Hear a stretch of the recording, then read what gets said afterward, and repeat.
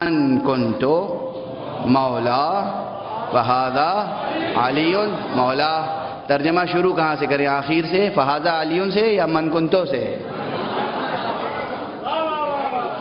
من کنتو سے نا. تو من کنتو مولا، رسول نے کہا من کنتو مولا، میں جس کا مولا ہوں. اب ترجمہ کیا کریں یہاں پر؟ رسول کو کیا سمجھیں؟ رسول کو کیا سمجھیں؟ آقا سمجھیں، مالک سمجھیں، سید و سردار سمجھیں یا دوست؟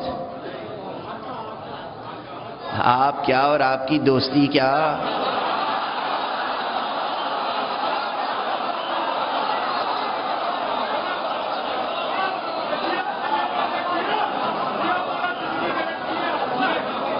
ہم اور آپ اس قابل ہیں کہ رسول کے دوست کہلائیں؟ ابراہیم کا دوست تو خدا ہو، مصطفیٰ کا دوست آپ اور ہم بن جائیں.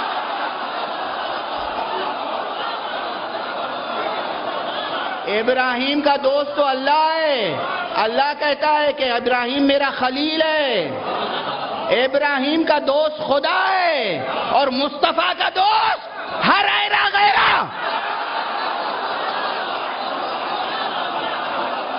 غلامی پہ ناز کرو، وہ بات کہو جو تمہارے منہ پہ جچے.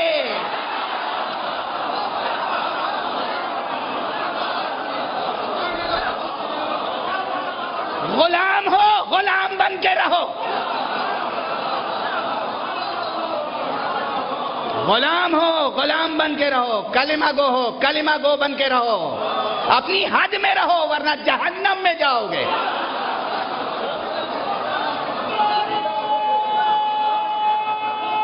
معاملہ مصطفیٰ کا ہے، معاملہ مصطفیٰ کا ہے.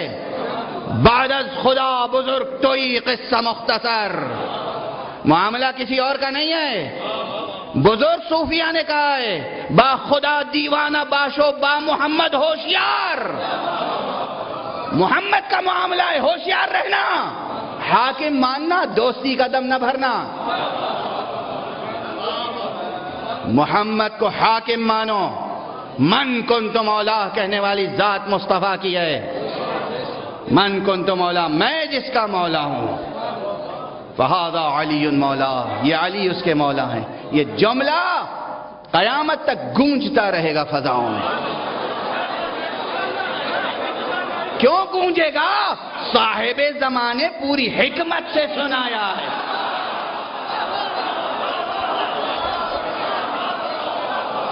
تم ہمیں مٹا دو، ہمارے ایک ایک فرد کو قتل کر دو تو پتھر آواز دیں گے من کنت مولا فہذا علی مولا. درخت کے پتے کہیں گے من کنت مولا فہذا علی مولا. آبشاروں سے آواز آئے گی من کنت مولا فہذا علی مولا. ستاروں سے آواز آئے گی من کنت مولا فہذا علی.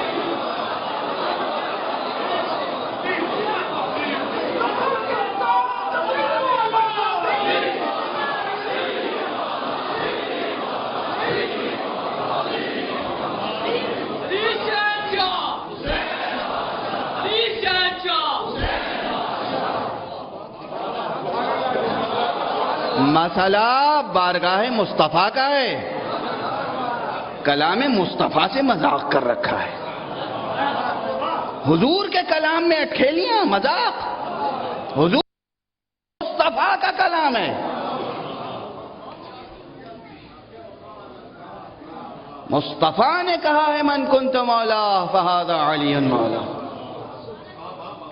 کوئی محدث انکار نہیں کر سکتا، تعویلیں کرتے رہتے ہیں.